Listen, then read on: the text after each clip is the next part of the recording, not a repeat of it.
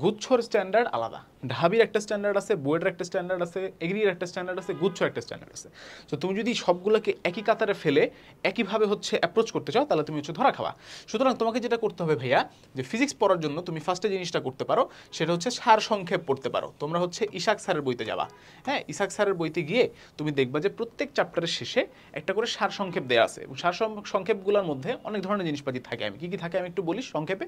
ধরো যে তোমার সেখানে হচ্ছে তুমি পাবা যে থিওরি থেকে জিনিসপাতি পাবা, তুমি ওইখানে কিছু ওয়ান লাইনার পাবা। হ্যাঁ, এক লাইনে যে এই একটা সরল দোলকের দৈর্ঘ্য যদি এতটুকু বানানো হয় তাহলে এত হয়, ঠিক আছে। ওই কিছু ওয়ান লাইনার পাবা যেগুলো থেকে খুব সুন্দর সুন্দর এমসিকিউ করা যায়, থিওরি বেসড এমসিকিউ, কিন্তু খুব ভালো প্রশ্ন করা যায়। এবং আমাদের অভিজ্ঞতা থেকে এবং আমাদের অ্যানালাইসিস থেকে আমরা দেখেছি যে ডিরেক্টলি এই সার সংক্ষেপ থেকে ডিরেক্টলি তোমার গুচ্ছতে কোশ্চেন চলে আসে, মানে একদম লাইন বাই লাইন উঠাই দিছে তারা। মানে দে আর নট লাইক যে ওখান থেকে নলেজটা নিয়ে দেন হচ্ছে নিজেদের মতো করে সাজিয়ে গুছিয়ে একটা কোশ্চেন করছে যেটা তোমার হচ্ছে খুব হাই লেভেলের থট লাগবে বা এটসেট্রা। না, ডিরেক্ট সার সংক্ষেপের থেকে একদম ডিরেক্ট প্রশ্ন হয়, ঠিক আছে। সুতরাং তোমরাও হচ্ছে ডিরেক্টলি পড়ে যাবা। সুতরাং তোমার ফার্স্ট কাজ হচ্ছে যে তুমি দেখবা যে 25টা কোয়েশ্চেনের মধ্যে অ্যারাউন্ড 10 কোয়েশ্চেন্স, হ্যাঁ 10 কোয়েশ্চেন্স তুমি দেখবা যে থিওরি বেসড আসছে। 25টার মধ্যে 10টা মিনিমাম, আরও বেশি থাকতে পারে, একদম প্রপার থিওরি বেসড কোয়েশ্চেন আসছে। সেই 10টা যদি তুমি কমন পেতে চাও, তোমাকে কি করতে হবে? ইসাক স্যারের বই থেকে থিওরিটা পড়তে হবে।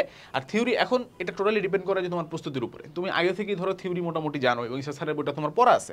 স্পেশালি যারা মেডিকেলের জন্য প্রিপারেশনও, আমার যদ্দূর জানা আছে, আমি মেডিকেলের বস না, বাট আমার যদ্দূর জানা আছে ইসাক স্যারের বই তোমরা পড়ো।